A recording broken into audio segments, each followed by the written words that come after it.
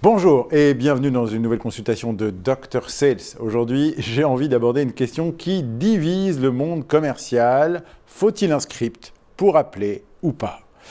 D'un côté, il y a l'école des naturalistes, ceux qui ont envie de créer avec le client une relation naturelle, spontanée, hors de tout script, hors de tout carcan et de se sentir libre d'improviser leurs réponses, faisant confiance uniquement à leur grande capacité relationnelle.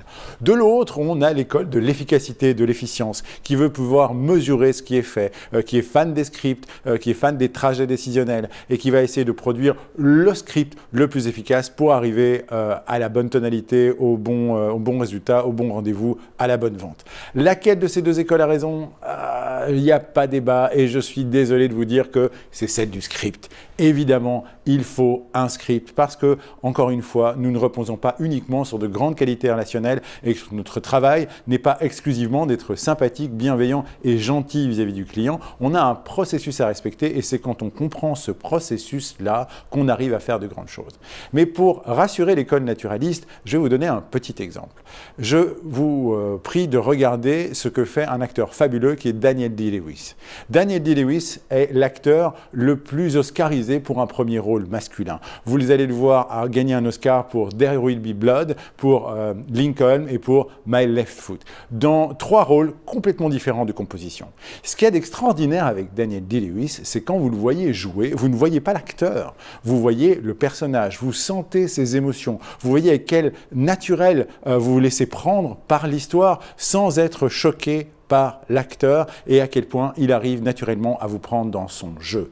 Daniel Day-Lewis lit un script. Daniel Day-Lewis, son travail consiste à interpréter quelque chose qui a été écrit par quelqu'un d'autre que lui pour arriver à l'incarner et à faire naître des émotions à l'écran. Alors, bien entendu, on n'est pas dans le factice, il le vit réellement, c'est un véritable travail d'acteur. Mais c'est exactement la même chose que vous devez apprendre à faire avec un script de vente. Si vous le descendez comme un pensum, si vous le descendez comme une obligation, vous allez mal le vivre, ça va se sentir et ça va être non seulement délicat à gérer pour vous, mais ça va être terriblement délicat à gérer pour votre client.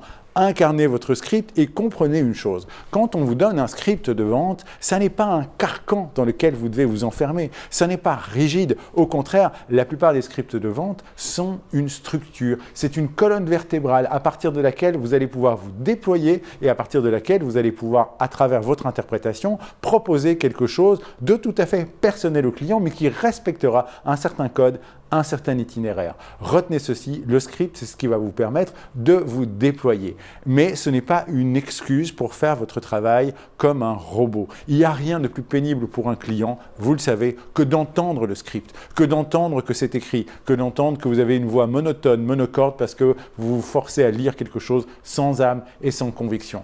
Je vous fais une prédiction pour les années à venir. Si vous faites votre travail comme une machine, vous serez remplacé par une machine. La valeur humaine ajoutée, la chaleur humaine ajoutée à laquelle nous tenons n'est pas incompatible avec le fait d'employer des scripts d'appel, voire même des scripts de rendez-vous. C'est quelque chose qui, si vous l'utilisez à bon escient, va vous donner beaucoup plus de confort. Alors, qu'est-ce qu'il faut dans un bon script ?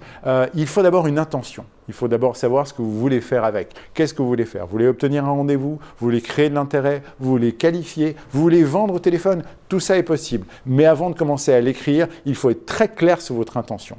La deuxième chose, c'est qu'il faut une imagination folle pour pouvoir tout prévoir. Et donc, on va travailler sur un enchevêtrement de questions et de réponses pour être sûr que sur le script que vous avez écrit, il y ait quasiment toutes les issues possibles. Encore une fois, ça vous donnera énormément de confort lorsque le client va proposer une objection que vous avez déjà préparée et sur laquelle vous avez déjà pu travailler. Et comme le jazz, l'improvisation naîtra de la répétition. Souvent, on pense que les jazzmen sont de grands improvisateurs, mais avant tout, ce sont des gens qui maîtrisent particulièrement bien leurs classiques. De même, quelqu'un qui est capable d'improviser une vente à partir d'un script, c'est quelqu'un qui a déjà tellement bien répété et tellement bien intégré les principes qui sous-tendent son script qu'il est effectivement capable de le personnaliser et d'improviser dessus. Je vous conseille toujours d'avoir un deuxième objectif par rapport à un script. Si votre premier objectif est d'inviter un un rendez-vous. Le deuxième objectif pourra facilement être, au cas de refus, d'inviter à un webinaire par exemple, ou de recevoir un e-book gratuit ou de participer à un événement. De cette façon-là, vous aurez la certitude de toujours savoir rebondir sur un refus du client et de terminer par quelque chose de positif pour vous. Autre chose, le script doit parler du client, pas de vous. De grâce, ne transformez pas vos scripts en pitch de votre entreprise. Le but du jeu n'est pas de dire nous sommes une formidable entreprise existant depuis 15 ans, spécialisée dans la publicité sur Google et l'advertising sur Facebook. Ça n'a aucun sens. Dites plutôt, le but de notre entreprise, c'est d'aider des entreprises comme la vôtre à optimiser le rendement de vos publicités sur Facebook et sur Google en diminuant vos coûts et en diminuant la difficulté de cet exercice qui, on le sait, n'est pas très simple. Voilà la même chose dite dans l'intérêt du client. On est sur un principe de vente générale. Arrêtons de parler de nous, parlons de ce qu'on fait et de ce qu'on apporte. Et donc, votre script doit très rapidement aborder deux choses, la douleur que le client veut essayer de soulager et la frustration qui l'empêche de mettre en place cette solution. La douleur, c'est par exemple, je voudrais me sentir mieux, être plus en forme et perdre du poids. La frustration, c'est un régime, c'est compliqué, c'est difficile et ça peut être coûteux. Ma proposition de valeur va donc être, je m'occupe de faire perdre du poids et de remettre en forme des gens en même temps en leur proposant des choses qui sont non contraignantes, qui ne les obligent pas à faire un régime qui est coûteux et qui les frustre. Et voilà une proposition de valeur sans pour autant dire que je suis diététicien ou coach sportif. Mettre toujours la douleur et la frustration dans votre script. Et bien entendu, accompagner le client à travers un jeu de questions et de réponses vers l'endroit où vous voulez l'amener, soit un rendez-vous, soit l'acceptation de faire partie d'une mailing list, de recevoir de plus d'informations, de recevoir un livre blanc. Mais de grâce, soyez originaux, soyez surprenants. Cassez ce qu'on appelle les patterns, les schémas réflexes. La plupart du temps, vous êtes habitué à avoir des gens au téléphone qui vous vendent des choses et vous avez des réflexes pour sortir de ces patterns. Soyez vous-même amusant, surprenant, essayez de créer un peu de différence pour faire passer au minimum la meilleure chose que vous ayez à vendre au téléphone, à savoir un sourire.